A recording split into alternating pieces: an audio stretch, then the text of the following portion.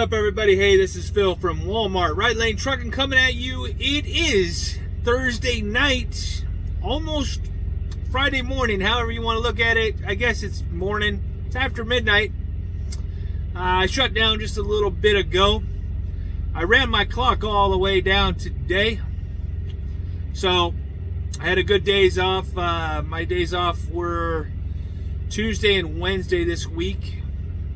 Cleaned up the garage a little bit, hung up some of my Harley stuff, got that situated, and did laundry, what have you, got ready for this week.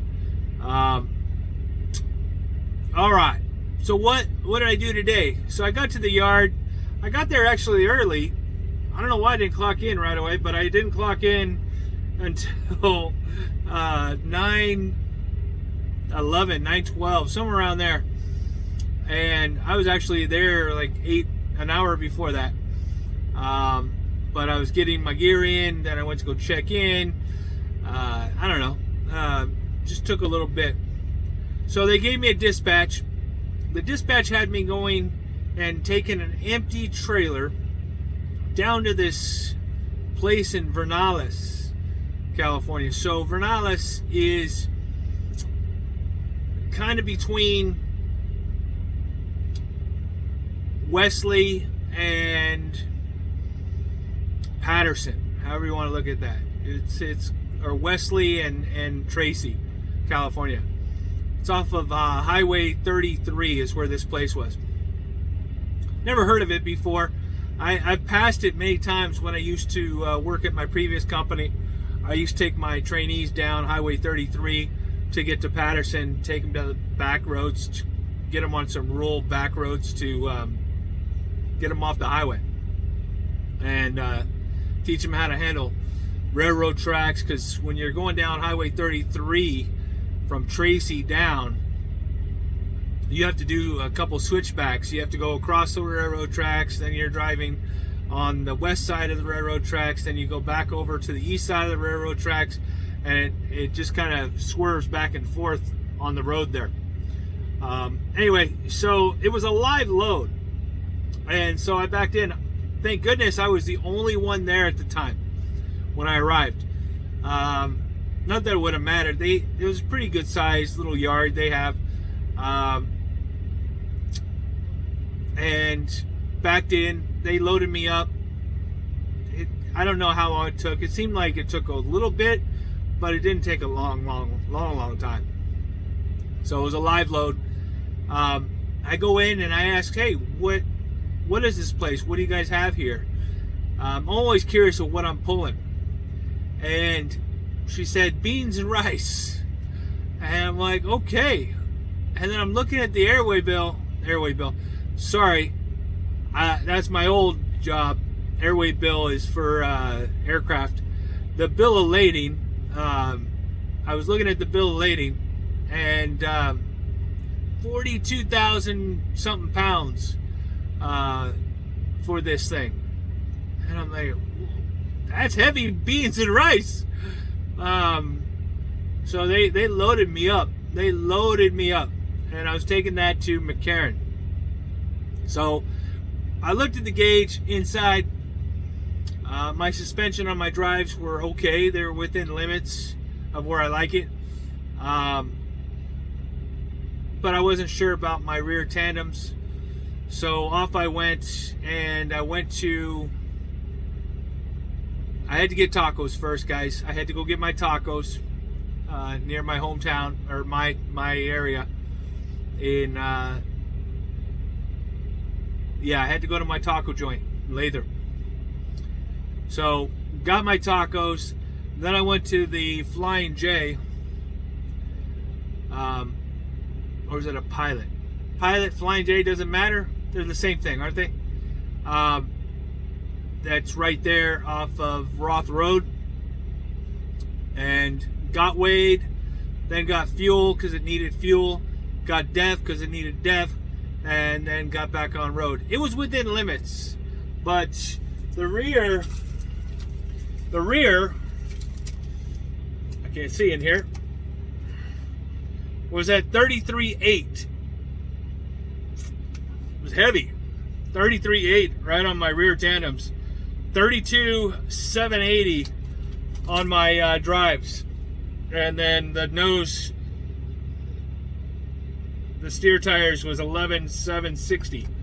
So pretty close to being the top of the echelon there, for a total of 78.340. So 78.340. So I had 1,660 or something like that to give, but yeah, it was heavy going up the hill. So I'm on my way to McCarran, and I get a dispatch, and it's 2 stores, Carson City, Nevada, and then another store in Reno. I thought, cool, I can do that. I'll get there. I'm not going to get there when I said I was going to get there, because I adjusted my ETD. Originally, when I first put my ETD in, I said 5 o'clock, because I didn't realize they were going to take as long to load this, and then I had to get it scaled and everything else. So it took a little longer. So after I got it scaled, I adjusted it to 6:30. So I got that dispatch, and I thought, cool, I'll do that dispatch, not a problem. I'll whip that out real quick and get back and maybe overnight in McCarran. No. Shortly after that, they took it away from me. And the device rings again and says, trip, blah, blah, blah, blah, blah, blah, removed from workflow. Well, really? I wanted that one. So I got to McCarran. Actually, before I got to McCarran, I got my new load. And this one is going to Redding, and then from Redding to Anderson, which is basically in Redding. It's right there. So I got to McCarran, had to take my second meal and get fuel and get out of there. I decided to take a different route than the way it would normally take me. You guys have been watching. If you've been watching me, if you haven't been watching me, you're new. To get to Redding from Reno, you take I-80 to 390 US 395 going north towards Susanville. From Susanville, you go up 36, and then you get to Highway 44, make a right on Highway 44, take that down to 89, make another right on 89, take that all the way up. It'll take you to Bernie and 299, because you're going to make a left on 299 and head west, and you're going to go through Bernie. Well, I knew I didn't have enough hours to get all the way through to Redding. And there's not a whole lot of places you can stop along the way and maximize your time. So I decided not to do that. I took the Scenic Route. Now, when you do that, I'm just going to warn you guys, if you have a GPS that's a trucker GPS and you want to deviate from your route, great. But if you're going to deviate from your route and you don't have a trucker GPS and you're using your phone GPS, or you're using, I'll take this highway, it might not be a truck route. It might put you down a road you don't want to be on, because you're not supposed to be on it. You might end up going down a dead end where you can't turn around either. So if you're going to deviate, make sure you plan it out before you deviate. My deviation tonight was to stay on main highways and just come back towards Sac and then back up, because there's truck stops, there's rest areas, there's good shoulders off the off ramps, on ramps to pull off if I needed to. But I was able to get to Williams, California tonight, and then from here I'll just head straight up I-5, get to Redding, deliver these 2 stores, and then head back. On the way back, I might take 299 and the other route going back, because I know I can get through there without having to stop, at least, or I can get to Susanville I'll definitely get through there because it's only like 90 miles from here to the stores and then to something going back. So I should have no problem getting through. As it is tonight, I ended up with 535 miles for today. It was a pretty good day. First day back, I like getting over 500 on my first day back. So, what I want to talk about tonight, safety-wise, guys, and I don't know if I've talked about this before. I'm sure I've talked about this. But people that are hauling stuff in the back of their truck. And I'm going to talk specifically about folks that are hauling wooden pallets in the back of their trucks. Now, I know they want to make money, and I know they're trying to make money by collecting them, turning them in, and they get so much per pallet. Understood. But be careful around these folks. They do not secure those pallets on securely enough where they're not going to fall off. Watch out for that. Why do I bring this up? Tonight, on the way after I left McCarran, I'm on I-80 going west. Traffic starts slowing down. Slowing down. Almost stopped. We stopped. I could see on the right shoulder a car with this four-ways on. I'm thinking the worst. I'm thinking there's a bad accident. Something just happened and there's a bad accident. And sure enough, there was two cars in the hammer lane or their left lane. I couldn't tell if they hit each other, they were damaged, or anything else, or if everybody was okay. Because I'm not a looky-loo. When I'm driving, I'm paying attention to what's in front of me. The cars on the left weren't really my concern other than getting through there. So I didn't really rubberneck it and watch what was going on. But the car with the four-ways on the shoulder left, and it opened up enough room for us to all get over and get around those two cars in the front. And as I did, there was half a dozen or more pallets, wooden pallets, on the shoulder. And maybe they were pulling these pallets out of the middle of the road.